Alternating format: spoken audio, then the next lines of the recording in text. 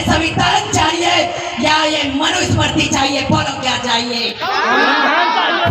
कितने लोग संविधान की बात करेंगे? हाथ ऊपर करो। अरे वाह, जो कोई संविधान की बात करेगा वही देश पर राज करेगा। अरे प्यार की धरती से आगाज कर दो, क्योंकि यहीं से सम्राट अशोक का यह आगाज है। उन्होंने यहीं से शुरुआत की, इस प्यार की पावन भूमि से इस भारत को अखंड भारत बनाया, और उनसे ज्यादा सम्राट बेहतर आज तक कोई। शिक्षा की ज्योति जलाने के लिए महिलाओं को उनका हक अधिकार और शिक्षा के मार्ग पर अग्रसर करने वाली महामना ज्योतिबा फुले जी के चरणों में कोटि कोटि नमन करते हुए, माता सावित्रीबाई फुले के चरणों में नमन करते हुए, और इस भारत को भारत देश बनाने के लिए, इस भारत को अखंड भारत बनाने के लिए, इस भारत को अशोका का भारत बनाने के लिए फिर से शोषित वंचित पीड़ितों और सभी को उनके समान अधिकार दिलाने के लिए भारत के संविधान निर्माता बाबा साहेब डॉक्टर बी.आर. अम्बेडकर के चरणों में कोटि कोटि नमन करते हुए, समस्त पूज्य भिक्षु संघ को नमन करते हुए, और आज इस भारत के अंदर समानता की लड़ाई लड़ने के लिए जो ये मंच लगाया गया है, अपने भाई फतेह बहादुर जी को बहुत बहुत नमन करते हुए कि उन्होंने माता सावित्रीबाई फुले के विचारों को आगे बढ़ाने के लिए जो अपने कांधे पर ये जिम्मेदारी ली है,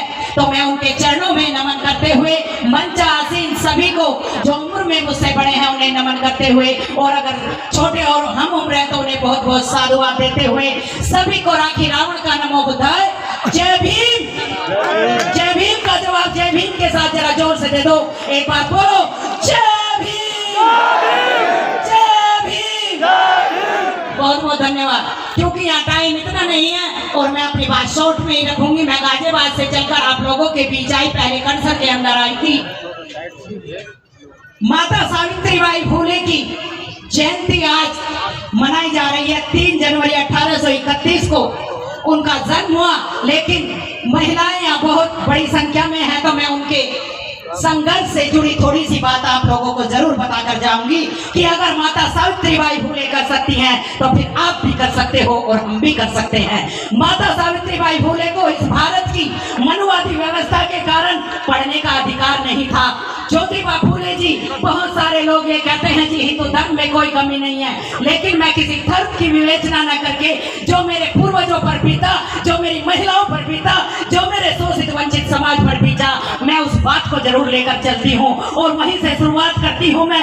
जब महामना ज्योतिबा फुले जी अपने एक साथी ब्राह्मण की बारात में जाते हैं तो वहां पर उनका अपमान किया जाता है, उन्हें बारात से वापस कर दिया जाता है और उन्हें कहा जाता है कि हमारे यहाँ ये शूद्र लोग बारात में नहीं आया करते, हम इन्हें सम्मान नहीं देते।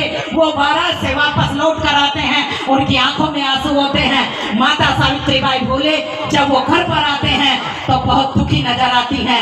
उनकी आंखों में आंसू देखकर महामना ज्योतिबा फुले जी कहते हैं कि सावित्री, आज उन लोगों ने मेरा अपमान किया है, मैं उन लोगों को नहीं छोड़ूंगा। तब माता सावित्रीबाई फुले जो ज्ञान की बहुत बड़ी ऊंची प्रतीक हैं, उन्होंने अपनी समझदारी से काम लिया। और मेरी माताओं बहनों, आपको भी अपने बच्चों को, अपने पति को, अपने भाइयों को वही सीख देनी है जो माता सावित्रीबाई फुले ने दी। उन्होंने कहा कि आप एक को मारोगे, 2 को मारोगे, उससे क्या होगा? धन्यवाद। आप 1 को नहीं, 2 को नहीं, 3 को नहीं, 4 को नहीं, मेरी बात मानिए और उस पेड़ के फल को नहीं, उस पेड़ की जड़ को काट डालिए जिस पर यह बनवा फलता है। यानी कि हिंदू धर्म में जो कुरीतियां हैं उनको उखाड़ डालो, उनके विरोध में काम करो। और तब महामना ज्योतिबा फुले जी महिलाओं के लिए और हमारे पुरुषों बच्चों के लिए स्कूल का दरवाजा ताकते हैं। घर से निकाल दिया जाता है। पिताजी कहते हैं कि या तो बच्चों को शिक्षा दो, वरना मेरे घर से निकल जाओ, क्योंकि मनुवादियों का दबाव उन पर पड़ा। बात नहीं मानी पिताजी की, घर का त्याग कर दिया। शरण किसी हिंदू ने नहीं दी, हिंदू ने नहीं दी शरण। मैं मंच से ठोक कर कहती हूँ कि जो लोग ये कहते हैं कि आप हिंदू धर्म का नाम लेते हो, माता सावित्रीबाई फुले और महामना ज्योतिबा फुले को किसी ने भी अपने घर में शरण नहीं दी, बहिष्कार कर दिया गया उनका।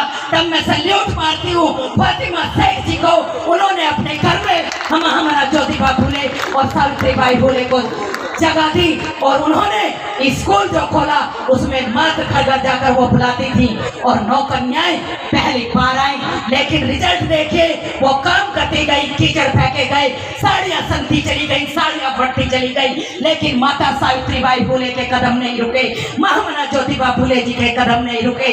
और आज उन्हों का ही ये मेहनत का फल है कि उन्होंने एक झोपड़ी से एक पेड़ के नीचे शुरुआत करके 18 स्कूल और कॉलेज इस भारत की पावन भूमि पर खोले, महिलाओं को अधिकार दे डाला, महिलाओं को आगे बढ़ा दिया। तो मैं सैल्यूट मारती हूँ ऐसे माता सावित्रीबाई फुले को। आप भी अपने बच्चों को लिए बाबा साहेब ने एक बात कही कि अपने अधिकारों के लिए तुम्हें लड़ना पड़ेगा और लड़ने के लिए तुम्हें पढ़ना पड़ेगा, क्योंकि पढ़ने से ही ज्ञान आएगा। ज्ञान के बिना अगर तुम लड़ने के लिए जाओगे तो तुम्हें परास्त कर दिया जाएगा। हे मेरे बहुजन समाज के लोगों, हे मेरे बहुजन समाज की महिलाओं, जाग उठो और जो काम फतेह बहादुर जी ने और बिहार के अंदर मैं सैल्यूट मारती हूँ यहाँ के शिक्षा मंत्री चंद्रशेखर जी को, जिन्होंने इस संविधान का मान रखते हुए कह दिया कि मैं तुलसीदास की रामायण को नहीं मानता जिसमें लिखा प्रभु कुमार शूद्र पशु नारी ये सब तारण के अधिकारी।